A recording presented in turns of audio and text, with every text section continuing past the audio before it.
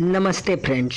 आज हम हल करेंगे एनटीए यूजीसी नेट के दिसंबर 2007 का हिंदी प्रश्न पत्र, जिसमें कुल 50 प्रश्न हैं। सभी प्रश्नों को हम विस्तृत तरीके से हल करने का प्रयास करेंगे। चलिए देखते हैं। प्रश्न संख्या 1। आचार्य शुक्ल के अनुसार हिंदी साहित्य का आविर्भाव कब से माना जा सकता है? ऑप्शन ए प्राकृत से, ऑप्शन बी संस्कृत से, ऑप्शन सी प्राकृत की अंतिम अपभ्रंश अवस्था से, ऑप्शन डी पाली से। इसका सही उत्तर ऑप्शन नंबर सी प्राकृत की अंतिम अपभ्रंश अवस्था से।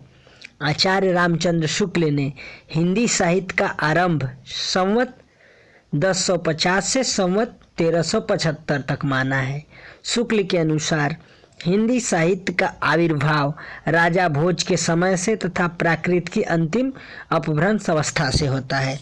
अगला प्रश्न संख्या 2। अपभ्रंश के प्रथम महाकवि कौन थे? Option A Hemchandra, option B Swayambhu, option C Ramchandra Shukla, option D Somprabh Suri. इसका सही उत्तर ऑप्शन नंबर बी स्वयंभू, जिसका समय 8वीं शताब्दी है। यह अपभ्रंश के वाल्मीकि कहे जाते हैं। डॉक्टर रामकुमार वर्मा ने इन्हें हिंदी का प्रथम कवि माना है। अगला प्रश्न संख्या 3। हिंदी का प्रथम महाकाव्य कौन सा है? Option A Prithviraj Vijay, option B Ramcharitmanas, option C Prithviraj Raso, option D Padmavat. इसका सही उत्तर option number C Prithviraj Raso. आचार्य रामचंद्र शुक्ल के अनुसार हिंदी का प्रथम महाकाव्य पृथ्वीराज रासो को तथा प्रथम महाकवि चंद-बरदाई को माना है। पृथ्वीराज रासो में 69 समय सर्ग्या अध्याय है। सर्वप्रथम डॉक्टर बुलर ने इसे अप्रामाणिक घोषित किया। अगला प्रश्न संख्या 4। आलाखंड किसने लिखा है? Option A Jagnik, option B Amir Khusro, option C Chand Bardai, option D Narpati Nalh. इसका सही उत्तर ऑप्शन नंबर ए जगनीक। आलाखंड के रचनाकार जगनीक हैं। इनका मूल नाम परमाल रासो, जिसका प्रकाशन 1230 ईस्वी में हुआ। यह एक लोक गेय काव्य है तथा बरसात में गाया जाता है। यह वीर रस से परिपूर्ण वीर का गीत है। बैसवाड़ा इसका प्रमुख केंद्र माना जाता है। 1865 ईस्वी में चार्ल्स इलियट ने सबसे पहले इसे आलाखंड के नाम से प्रकाशित करवाया था। अगला प्रश्न संख्या 5। इनमें से हिंदी साहित्य का इतिहास किसने नहीं लिखा?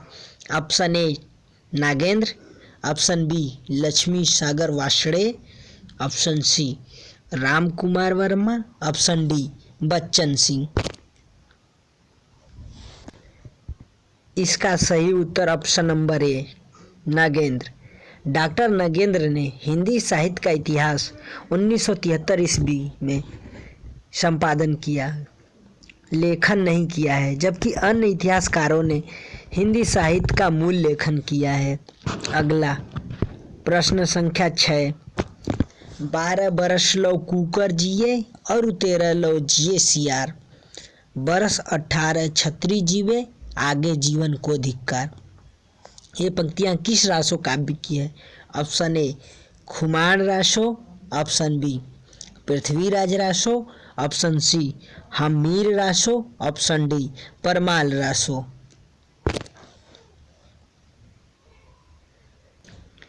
इसका सही उत्तर option number D Parmal Raso. अगला प्रश्न संख्या 7। इनमें से कौन सी राजस्थानी की बोली नहीं है? Option A Marwari, option B Bundeli, option C Mewati, option D Malvi. इसका सही उत्तर ऑप्शन नंबर बी बुंदेली, जो कि सौरसेनी अपभ्रंश के पश्चिमी उपभाषा की बोली है। अगला प्रश्न संख्या 8, कर्म शब्द की व्युत्पत्ति किस प्रक्रिया से हुई? ऑप्शन ए अर्ध तत्सम, ऑप्शन बी तत्सम, ऑप्शन सी रीढ़ अनुवाद, ऑप्शन डी तद्भव। इसका सही उत्तर ऑप्शन नंबर डी तद्भव। अगला प्रश्न संख्या 9, स्वाभाविक स्वागत इन दोनों शब्दों में कौन सा उपसर्ग है? ऑप्शन ए दोनों में स्व है, ऑप्शन बी दोनों में सु है, ऑप्शन सी दोनों में क्रमशः स्व और सु है, ऑप्शन डी दोनों में क्रमशः सु और स्व है। इसका सही उत्तर ऑप्शन नंबर सी दोनों में क्रमशः स्व और सु है। अगला प्रश्न संख्या 10, हिंदी का पहला दैनिक समाचार पत्र कौन सा था? Option A Bang Darshan, option B Samachar Sudhavarshan, option C Udant Martand, option D Bharat Mitra. इसका सही उत्तर ऑप्शन नंबर बी समाचार सुधावर्षण। इसके संपादक श्याम सुंदर सेन हैं, जिसका प्रकाशन 1854 ईस्वी में हुआ था, जो कि पहली दैनिक हिंदी समाचार पत्र है। इसका प्रकाशन कलकत्ता से होती थी। अगला प्रश्न संख्या 11, अमीय हलाहल मद भरे सेत श्याम रतनार जियत मरत झुक झुकी परत जे ही चितवत एक बार। इस काव्य पंक्तियों के कवि हैं। Option A Bihari, option B Raslin, option C Ghananand, option D Matiram. इसका सही उत्तर ऑप्शन नंबर बी रसलीन।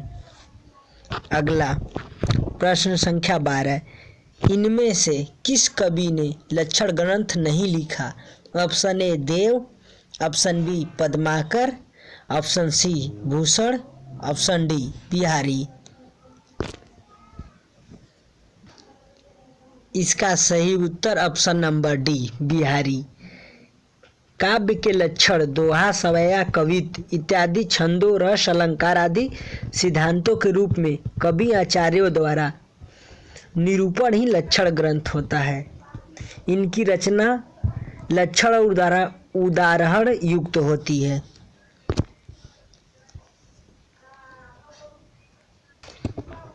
अगला प्रश्न संख्या 13, बरवे नाई का भेद का रचनाकार कौन है?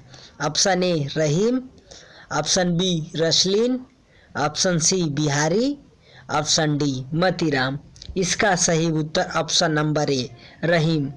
इसका प्रकाशन 1510 ईस्वी में हुआ था। अगला प्रश्न संख्या 14, इनमें से कौन वैष्णव भक्ति का आचार्य नहीं है? Option A Vallabhacharya, option B Madhvacharya, option C Shankaracharya, option D Ramanujacharya. इसका सही उत्तर ऑप्शन नंबर सी शंकराचार्य। अगला प्रश्न संख्या 15, इनमें से काशी नागरी प्रचारिणी सभा के संस्थापकों में कौन नहीं है? ऑप्शन ए Babu Shyam Sundar Das, option B Thakur Shiv Kumar Singh, option C Ramnarayan Mishra, option D Ramchandra Shukla. इसका सही उत्तर ऑप्शन नंबर डी रामचंद्र शुक्ल।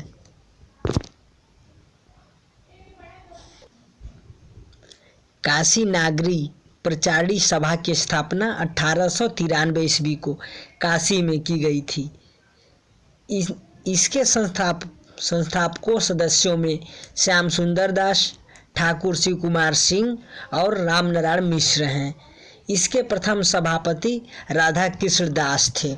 अगला प्रश्न संख्या 6, साहित्य जन समूह के हृदय का विकास है, यह परिभाषा किसकी है?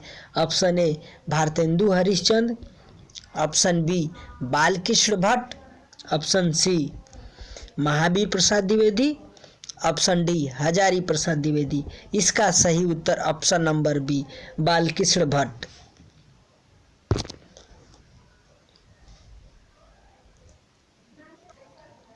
अगला प्रश्न संख्या 17, प्रसादकृत प्रलय की छाया की विषय वस्तु के केंद्र में है। ऑप्शन ए महाराणा प्रताप का पराभव, पद्मिनी का अग्निदाह, ऑप्शन सी जल प्रलय, ऑप्शन डी रानी कमलावती का पश्चाताप। इसका सही उत्तर ऑप्शन नंबर डी रानी कमलावती का पश्चाताप। जयशंकर प्रसाद कृत प्रलय की छाया की विषय वस्तु रानी कमलावती का पश्चाताप है। इस कविता में अलाउद्दीन गुजरात के गुर्जर नरेश को पराजित करके उनकी पत्नी कमलावती को दिल्ली लाता है, जहां रानी बंदी के रूप में पश्चाताप करती हुई जीवन व्यतीत करती है। यह रचना प्रथम बार 1931 में हंस में प्रकाशित हुई थी। बाद में लहर 1933 ईस्वी नामक काव्य संग्रह में संकलित की गई है। अगला प्रश्न संख्या 18, निम्नलिखित में से कौन सी रचना उपन्यास नहीं है? ऑप्शन ए रात का reporter, option B Vishad Math, option C Pashyanti, option D Ajay की डायरी। इसका सही उत्तर ऑप्शन नंबर सी पश्यंती। 1969 ईस्वी धर्मवीर भारती यह एक ललित निबंध संग्रह है। अगला प्रश्न संख्या 19, शीलवती सुरेंद्र वर्मा के किस नाटक की पात्र है? ऑप्शन ए सेतबंध, ऑप्शन बी सूर्य की अंतिम किरण से सूर्य की पहली किरण तक, ऑप्शन सी आठवां सर्ग, ऑप्शन डी द्रौपदी। इसका सही उत्तर ऑप्शन नंबर बी सूर्य की अंतिम किरण से सूर्य की पहली किरण तक, जिसका प्रकाशन 1975 ईस्वी में हुआ था। अगला प्रश्न संख्या 20, प्रयोगवाद को बैठे ठाले का धंधा किस आलोचक ने कहा? Option A Nand Dulare Vajpayee, option B Ramvilas Sharma, option C Shivdan Singh Chauhan, option D Namvar Singh. इसका सही उत्तर ऑप्शन नंबर ए नंद दुलारे वाजपेयी। नंद दुलारे वाजपेयी ने नया साहित्य नए प्रश्न 1955 में प्रयोगवाद को बैठे ठाले का धंधा कहा है। वे कहते हैं कि प्रयोक्ताओं के पास न तो काव्य संबंधी कोई कौशल था और न किसी प्रकार की कोई कथनीय वस्तु थी। अगला प्रश्न संख्या 21, स्थापना। कविता मनुष्य के हृदय को स्वार्थ संबंधों के संकुचित दायरे से ऊपर उठाकर लोक सामान्य भावभूमि पर प्रतिष्ठित करती है। तर्क, क्योंकि कविता संकुचित आत्मा और प्रशस्त लोक का समन्वय है। स्थापना देख लेते हैं। कविता मनुष्य के हृदय को स्वार्थ संबंधों के संकुचित दायरे से ऊपर उठाकर लोक सामान्य भाव भूमि पर प्रतिष्ठित करती है। यह संकुचित स्वार्थ दायरे से ऊपर उठाकर प्रशस्त लोक का समन्वय करती है। यह कथन सत्य है। तर्क देख लेते हैं। क्योंकि कविता संकुचित आत्म और प्रशस्त लोक का समन्वय है। कविता में स्वार्थ संकुचित होता है, न कि आत्म। इस प्रकार इसका सही उत्तर ऑप्शन नंबर सी ए सही, आर गलत होगा। अगला प्रश्न संख्या 22, स्थापना। काव्य भाषा को सहज होना चाहिए और उसे वैचित्र्य, वक्रता, अलंकार आदि के आडंबर से मुक्त होना चाहिए। तर्क, अलंकार, युक्ति, वैचित्र्य का प्रयोग श्रेष्ठ कवि ही कर सकते हैं। स्थापना देख लेते हैं। काव्य भाषा को सहज होना चाहिए और उसे वैचित्र्य, वक्रता, अलंकार आदि के आडंबर से मुक्त होना चाहिए। स्थापना गलत है, क्योंकि इसको सहज एवं सरल होना चाहिए। उसे वैचित्र्य, वक्रता, अलंकार आदि प्रयोग से युक्त होना चाहिए, लेकिन आडंबर से मुक्त होना चाहिए। तर्क देख लेते हैं। अलंकार, उक्ति, वैचित्र्य का प्रयोग श्रेष्ठ कवि ही कर सकता है। तर्क भी गलत है। इसका प्रयोग कोई भी कवि कर सकता है। अतः इसका सही उत्तर ऑप्शन नंबर बी, ए और आर दोनों गलत है। अगला प्रश्न संख्या 23, स्थापना। मिथक जाति स्मृति पर आधारित होते हैं। तर्क, इसलिए मिथक को विकासशील माना जाता है। स्थापना देखते हैं। मिथक जाति स्मृति पर आधारित होते हैं। लोक प्रचलित पौराणिक कथाएं ही मिथक हैं। यह मिथक जनता के चित्त या जाति स्मृति में संचित रहते हैं। तर्क देखते हैं। इसलिए मिथक को विकासशील माना गया है। बाह्य और आंतरिक परिस्थितियां बदलने पर मिथकों में परिस्थितियों के अनुकूल परिवर्तन कर लिया जाता है, इसलिए मिथक विकासशील हो जाते हैं। इस प्रकार इसका सही उत्तर ऑप्शन नंबर डी, ए और आर दोनों सही हैं।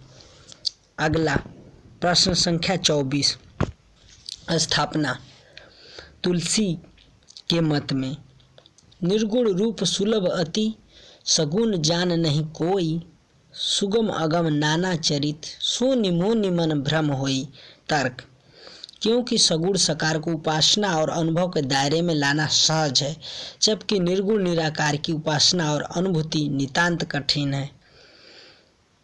स्थापना में निर्गुण को सुलभ तथा सगुण को दुर्लभ बताया गया है। तर्क देख लेते हैं। तर्क। सगुण को उपासना और अनुभव के दायरे में लाना सहज है, जबकि निर्गुण निराकार की उपासना और अनुभूति नितांत कठिन। स्थापना में निर्गुण को सुलभ जबकि सगुण को दुर्लभ बताया गया है। तर्क में इसका ठीक उल्टा है, जो स्थापना से काफी भिन्न है। अतः स्थापना तथा तर्क में अंतर संबंध नहीं है। इस प्रकार इसका सही उत्तर ऑप्शन नंबर सी, ए और आर दोनों गलत होगा। अगला प्रश्न संख्या 25, स्थापना। प्रयोगवाद केवल शिल्प का चमत्कार है। तर्क। क्योंकि प्रयोगवादी कविता में कई नए शिल्पगत प्रयोग किए गए हैं। स्थापना देख लेते हैं। स्थापना। प्रयोगवाद केवल शिल्प का चमत्कार है, यह कथन गलत है, क्योंकि प्रयोगवाद केवल शिल्प का चमत्कार नहीं है, बल्कि प्रयोगवाद कविता में नए सिद्धांतों, नई भाषा, नए विषय, छंद मुक्ति इत्यादि शिल्पगत प्रयोग है। तर्क देखते हैं। प्रयोगवादी कविता में कई नए शिल्पगत प्रयोग किए गए हैं, यह कथन सत्य है। इस प्रकार इसका सही उत्तर ऑप्शन नंबर ए गलत, आर सही होगा। अगला प्रश्न संख्या 26, स्थापना। अनुभव की प्रामाणिकता दलित और स्त्री लेखन की मूल शर्त है। तर्क। क्योंकि साहित्यकार वर्ग चेतना से प्रतिबद्ध होता है। स्थापना देख लेते हैं। अनुभव की प्रामाणिकता दलित और स्त्री लेखन की मूर्त शर्त है, क्योंकि साहित्यकार वर्ग चेतना से प्रतिबद्ध होता है। अतः स्थापना तथा तर्क में काफी अंतर संबंध होने की वजह से दोनों सही हैं। अतः इसका सही उत्तर ऑप्शन नंबर ए और आर दोनों सही होगा। अगला प्रश्न संख्या 27, स्थापना। जैसे विश्व में विश्वात्मा की अनुभूति होती है, वैसे ही नाटक में रस की। तर्क। क्योंकि प्रेक्षक नाटक में आद्यंत रस का अनुभव करता है। स्थापना तथा तर्क दोनों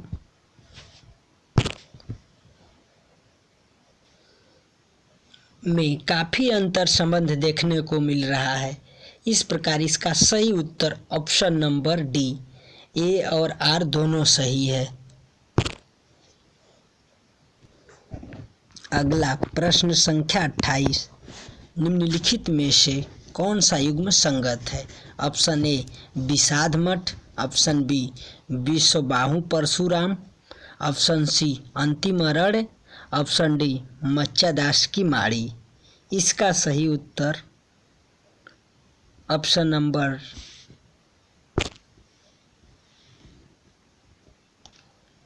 सी अंतिम अरण्य, निर्मल वर्मा 2000 ईस्वी, विषाद मठ रांगे राघव 1946 ईस्वी, विश्वबाहु परशुराम विशंबर नाथ उपाध्याय 1997 ईस्वी, मैया दास की माड़ी भीष्म साहनी 1988 ईस्वी। अगला प्रश्न संख्या 29, निम्नलिखित में से कौन सा युग्म असंगत है। ऑप्शन ए तिरस्कृत, ऑप्शन बी अन्या से Ananya, option C Joothan, option D Hadse. इसका सही उत्तर ऑप्शन नंबर ए तिरस्कृत। सूरजपाल चौहान होना चाहिए। इसका प्रकाशन 2002 ईस्वी।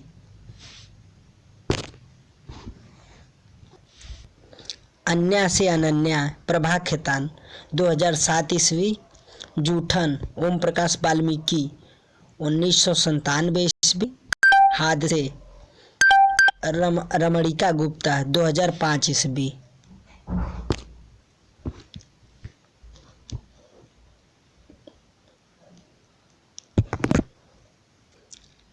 अगला प्रश्न संख्या 30। निम्नलिखित में से कौन सा युग्म संगत है? ऑप्शन ए आह वेदना मिली विदाई। ऑप्शन बी सखी वे मुझसे कहकर जाते। ऑप्शन सी एक बार बस और नाच तू श्यामा। ऑप्शन डी दुख सबको मांझता है। इसका सही उत्तर ऑप्शन नंबर ए आह वेदना मिली विदाई जयशंकर प्रसाद। सखी वे मुझसे कहकर जाते मैथिली शरण गुप्त। एक बार बस और नाच तू श्यामा सूर्यकांत त्रिपाठी निराला। दुख सबको मांझता है अज्ञे। अगला प्रश्न संख्या 31। प्रकाशन काल की दृष्टि से सही अनुक्रम है। ऑप्शन ए चित्रलेखा, सन्यासी, निर्मला, न आने वाला कल। ऑप्शन बी निर्मला, चित्रलेखा, सन्यासी, न आने वाला कल। ऑप्शन सी न आने वाला कल, चित्रलेखा, निर्मला, सन्यासी। ऑप्शन डी सन्यासी, चित्रलेखा, निर्मला, न आने वाला कल। इसका सही उत्तर option number B Nirmala Premchand 1927 ईस्वी। चित्रलेखा भगवती चरण वर्मा 1934 ईस्वी। सन्यासी ईला चंद्र जोशी 1941 ईस्वी। न आने वाला कल मोहन राकेश 1968 ईस्वी। अगला प्रश्न संख्या 32। कालक्रम की दृष्टि से निम्नलिखित कहानियों का सही अनुक्रम क्या है? ऑप्शन ए मिठाई वाला, वापसी, यक्षगान, इंदुमती। ऑप्शन बी वापसी, यक्षगान, मिठाई वाला, Indumati. Option C Indumati, Mithai Wala, Vapasi, Yakshagan. Option D Yakshagan, Indumati, Vapasi, Mithai Wala. इसका सही उत्तर option number C Indumati Kishorilal Goswami 1900 ईस्वी। मिठाई वाला भगवती प्रसाद वाजपेयी 1942 ईस्वी। वापसी उषा प्रियमदा 1960 ईस्वी। यक्षगान अखिलेश 1997 ईस्वी।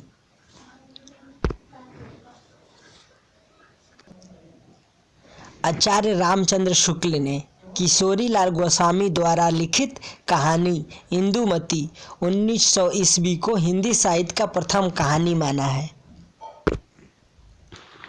अगला प्रश्न संख्या 32। कालक्रम की दृष्टि से निम्नलिखित पत्रिकाओं का सही अनुक्रम क्या है? Option A Sudha, Rupabh, Kriti, Hindi Pradeep. Option B Hindi Pradeep, Sudha, Rupabh, Kriti. Option C Rupabh, Kriti, Hindi Pradeep, Sudha. Option D Kriti, Hindi Pradeep, Sudha, Rupabh. इसका सही उत्तर option number B Hindi Pradeep. Balkrishna Bhatt 1877 ईस्वी। यह एक मासिक पत्रिका है जो प्रयाग से प्रकाशित होती थी। सुधा दुलारे लाल भार्गव 1929 ईस्वी। यह एक मासिक पत्रिका है जो लखनऊ से प्रकाशित होती थी। रूपाभ सुमित्रानंदन पंत 1938 ईस्वी। यह एक मासिक पत्रिका है। कृति नरेश मेहता 1958 ईस्वी जो दिल्ली से प्रकाशित होती थी। अगला प्रश्न संख्या 34। कालक्रम की दृष्टि से लक्ष्मी नारायण लाल के नाटकों का सही अनुक्रम क्या है? ऑप्शन ए कलंकी, बलराम की तीर्थ यात्रा, अंधा कुआं, मादा कैवटस। ऑप्शन बी मादा कैवटस, अंधा कुआं, बलराम की तीर्थ यात्रा, कलंकी। ऑप्शन सी कलंकी, मादा कैक्टस, अंधा कुआं, बलराम की तीर्थ यात्रा। ऑप्शन डी अंधा कुआं, मादा कैक्टस, कलंकी, बलराम की तीर्थ यात्रा। इसका सही उत्तर ऑप्शन नंबर डी अंधा कुआं 1955 ईस्वी, मादा कैक्टस 1959 ईस्वी, कलंकी 1969 ईस्वी, बलराम की तीर्थ यात्रा 1983 ईस्वी। अगला प्रश्न संख्या 35, निम्नलिखित ग्रंथों के प्रकाशन का सही अनुक्रम क्या है? ऑप्शन ए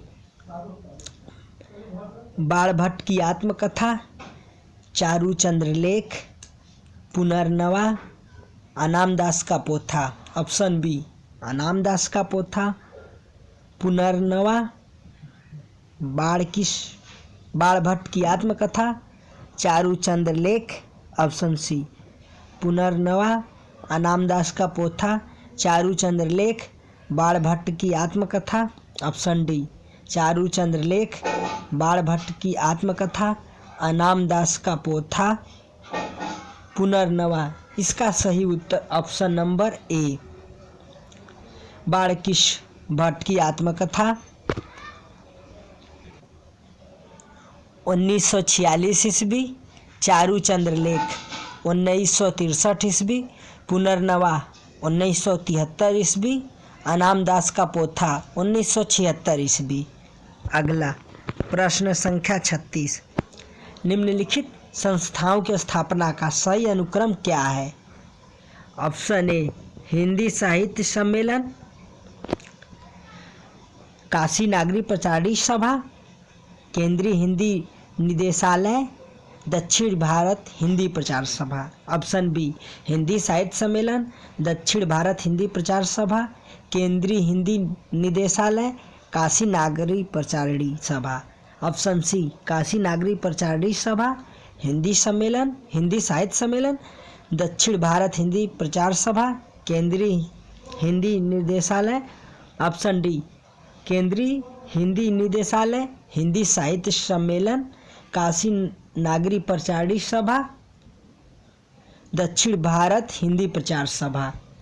इसका सही उत्तर ऑप्शन नंबर सी काशी नागरी प्रचारी सभा 1893 ईस्वी।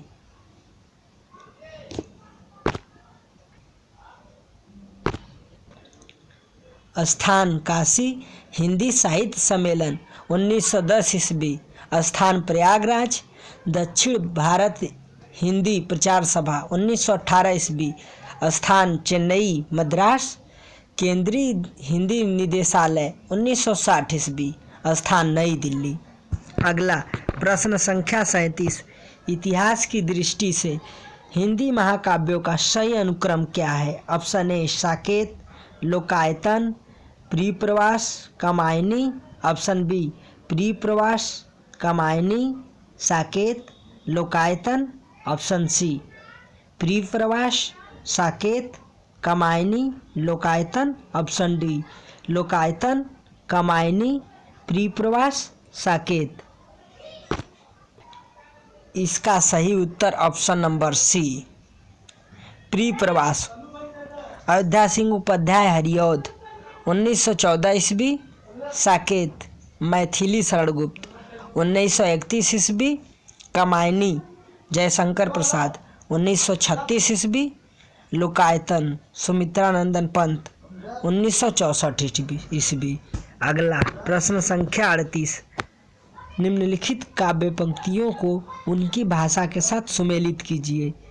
ऑप्शन ए का पूछहूँ तुम धातु निछोही, जो गुरु किन अंतरपट ओही। ऑप्शन बी ढोला मारिए ढिल्ली में, मुच्छी उमेछ शनीर। ऑप्शन सी जो मांगहूँ सो देहूँ मनोहर, अह बात तेरी खोटी। ऑप्शन डी उसकी चोटी सटकाई लख नागिन, अपनी केचली छोड़ सटक गई। का पूछहूँ तुम धातु निछोही, जो गुरु किन अंतरपट ओही। अवधि ढोला मारिय ढिल्ली में, पुच्छ्यु मेच्छ सनीर अपभ्रंश। जो मांगा हूँ सो देहूँ मनोहर, यह बात तेरी खोटी। ब्रज। उसकी चोटी सटकाई लख नागिन, अपनी केंचुली छोड़ सटक गई, खड़ी बोली। अगला प्रश्न संख्या 39। निम्नलिखित काव्य ग्रंथों को उनके रचनाकारों के साथ सुमेलित कीजिए। ऑप्शन ए हित तरंगिणी, ऑप्शन बी प्रेम वाटिका, ऑप्शन सी मदनाष्टक, ऑप्शन डी अंग दर्पण।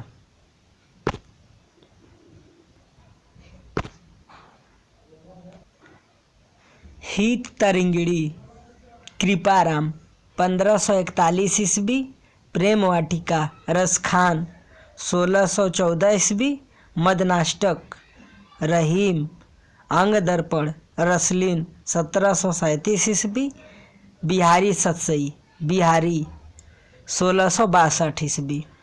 अगला प्रश्न संख्या 40। निम्नलिखित बोलियों को उनके भौगोलिक क्षेत्र के साथ सुमेलित कीजिए। Option A Hadauti, option B Bagheli, option C Garhwali, option D Kannauji.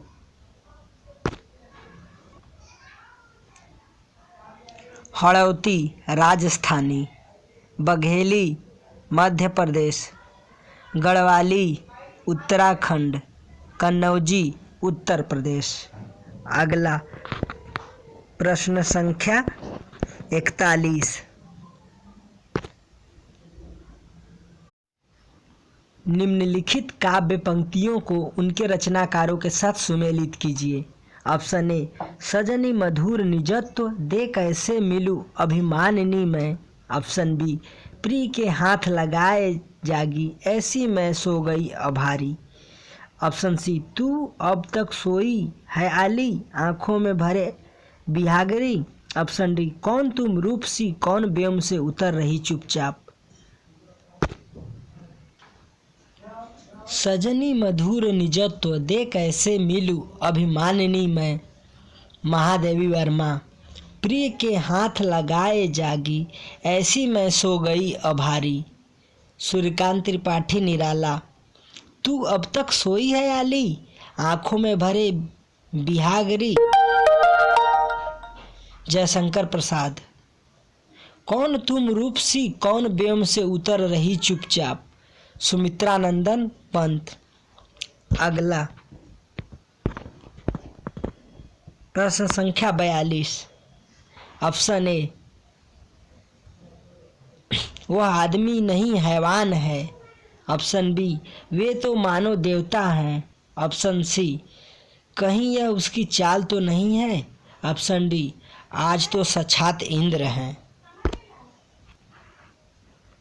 वह आदमी नहीं हैवान है, अपनी हुति वे तो मानो देवता हैं, उत्प्रेक्षा कहीं यह उसकी चाल तो नहीं, भ्रांतिमान आप तो साक्षात इंद्र हैं, रूपक। अगला प्रश्न संख्या 43। निम्नलिखित विधि के क्रिया रूपों को उनकी बोली के साथ सुमेलित कीजिए। ऑप्शन ए करो, ऑप्शन बी करहूँ, ऑप्शन सी करो, ऑप्शन डी करा। करो बंगारू, करहूँ अवधी, करो ब्रज, करा भोजपुरी। अगला प्रश्न संख्या 44। निम्नलिखित पंक्तियों को उनके लेखकों के साथ सुमेलित कीजिए। ऑप्शन ए अब अभिव्यक्ति के खतरे सारे उठाने ही होंगे, ऑप्शन बी सबने भी अलग अलग संगीत सुना, ऑप्शन सी नयन में जिसके जलद वह त्रिसित चातक हूँ, ऑप्शन डी असनिपात से साहित उन्नत सतसत वीर। अब अभिव्यक्ति के सारे खतरे उठाने ही होंगे, मुक्ति बोध। सबने भी अलग अलग संगीत सुना, अज्ञे नयन में जिसके जलद वह त्रिसित चातक हूँ, महादेवी वर्मा। असनिपात से साहित उन्नत सतसत वीर, सूर्यकांत त्रिपाठी निराला। अगला प्रश्न संख्या 45। निम्नलिखित शब्दों को उनके समास के साथ सुमेलित कीजिए। ऑप्शन ए वनवास, ऑप्शन बी दान पुण्य, ऑप्शन सी त्रिनेत्र, ऑप्शन डी यथाविधि। वनवास तत्पुरुष समास, वन में वास। दान पुण्य द्वंद्व समास, समास विग्रह दान और पुण्य। त्रिनेत्र बहुब्रीहि समास, समास विग्रह तीन है नेत्र जिसके अर्थात भगवान शंकर। यथाविधि अव्ययी भाव समास, समास विग्रह विधि के अनुसार। अगला प्रश्न संख्या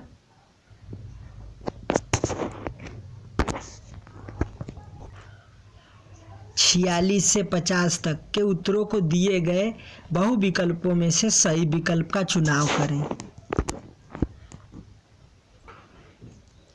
आरंभ में मानवतावाद मानवता को शोषण और बंधन से मुक्त करने के महान और उदार आदर्शों में चालित हुआ था। तत्व चिंतकों और साहित्य मनीषियों के मन में इस आदर्श का रूप बहुत ही उदार था, पर व्यवहार में मनुष्य की उदारता केवल एक ही राष्ट्र के मनुष्यों की मुक्ति तक सीमित होकर रह गई। धीरे धीरे राष्ट्रीयता नामक देवी का जन्म हुआ। यह एक हद तक प्रगतिशील विचारों की ही उपज थी। हमारे देश में भी नए जीवन साहित्य के स्पर्श से नवीन जीवन आदर्श जाग पड़े। मानवतावाद भी आया। दलितों, अधपतितों और उपेक्षितों के प्रति सहानुभूति का भाव भी आया और साथ ही साथ राष्ट्रीयता भी आई। पश्चिमी देशों में राष्ट्रीय भावना के बहुल प्रचार ने एक राष्ट्र के भीतर सुविधा भोगी और सुविधा के जुटाने वाले दो वर्गों के व्यवधान को बढ़ाने में सहायता पहुंचाई। जिन लोगों के पास संपत्ति है और उसके पास संपत्ति नहीं है, उनका अंतर भयंकर होता गया। एक तरफ तो विषमता बढ़ती गई और दूसरी तरफ राष्ट्रीयता की देवी युवावस्था की दहली पर पहुंचकर ऐसी ईर्ष्यालु रमणी साबित हुई जो सारे परिवार को ही ले डूबती है। इन विकृत विचारों ने ठाए ठाए दो महायुद्धों को भूपृष्ठ पर उतार दिया। इस प्रकार मनुष्यता की महिमा भी विकृत रूप में भयंकर हो उठी। प्रश्न संख्या 46। मानवता के उदय का प्रेरणा स्रोत क्या था? ऑप्शन ए मानवता को शोषण और बंधन से मुक्त करना, ऑप्शन बी मानव के लिए सुख सुविधाएं जुटाना, ऑप्शन सी मानवता को अंतर्राष्ट्रीय स्तर पर एकजुट करना, ऑप्शन डी मनुष्य के मन में राष्ट्रीय भावना जगाना। इसका सही उत्तर ऑप्शन नंबर ए मानवता को शोषण और बंधन से मुक्त करना। अगला प्रश्न संख्या 47। राष्ट्रीयता का जन्म कैसे हुआ? ऑप्शन ए जब आधुनिक युग में देश राष्ट्र का रूप लेने लगे, ऑप्शन बी जब मानवता के स्थान पर राष्ट्रीयता का महत्व बढ़ गया, ऑप्शन सी जब उदार मानवतावाद एक राष्ट्र की परिधि में सीमित हो गया, ऑप्शन डी जब लोगों में राष्ट्र प्रेम की भावना प्रबल हो गई। इसका सही उत्तर ऑप्शन नंबर सी जब उदार मानवतावाद एक राष्ट्र की परिधि में सीमित हो गया। अगला प्रश्न संख्या 48। संकुचित राष्ट्रीय भावना का दुष्परिणाम क्या निकला? ऑप्शन ए आंतरिक कलह के कारण कई राष्ट्रों का बंटवारा होता गया, ऑप्शन बी राष्ट्रीयता ने मानवता की भावना को कुचल दिया, ऑप्शन सी राष्ट्रों में परस्पर श्रेष्ठता की होड़ लग गई, ऑप्शन डी मानवता धनी और निर्धन दो भाव वर्गों में बट गई। इसका सही उत्तर ऑप्शन नंबर डी मानवता धनी और निर्धन दो वर्गों में बट गई। अगला प्रश्न संख्या 49। मनुष्यता की महिमा किन कारणों से विकृत हो उठी? ऑप्शन ए संकुचित राष्ट्रीय भावना और परिणामतः महायुद्ध, ऑप्शन बी राष्ट्रों की अतिशय महत्वाकांक्षाएं, ऑप्शन सी मानव मूल्यों का ह्रास और राष्ट्रों का विघटन, ऑप्शन डी मनुष्य के शोषण के प्रति बढ़ता हुआ रुझान। इसका सही उत्तर ऑप्शन नंबर ए संकुचित राष्ट्रीय भावना और परिणामतः महायुद्ध। अगला प्रश्न संख्या 50। उपयुक्त गद्यांश का उपयुक्त शीर्षक बताइए। ऑप्शन ए मानवतावादी राष्ट्रीय भावना, ऑप्शन बी राष्ट्रीय भावना के विविध रूप, ऑप्शन सी मानवता से राष्ट्रीयता की ओर, ऑप्शन डी राष्ट्रीयता से मानवतावाद की ओर। इसका सही उत्तर ऑप्शन नंबर सी मानवता से राष्ट्रीयता की ओर। इसी के साथ अंतिम प्रश्न समाप्त होता है। धन्यवाद।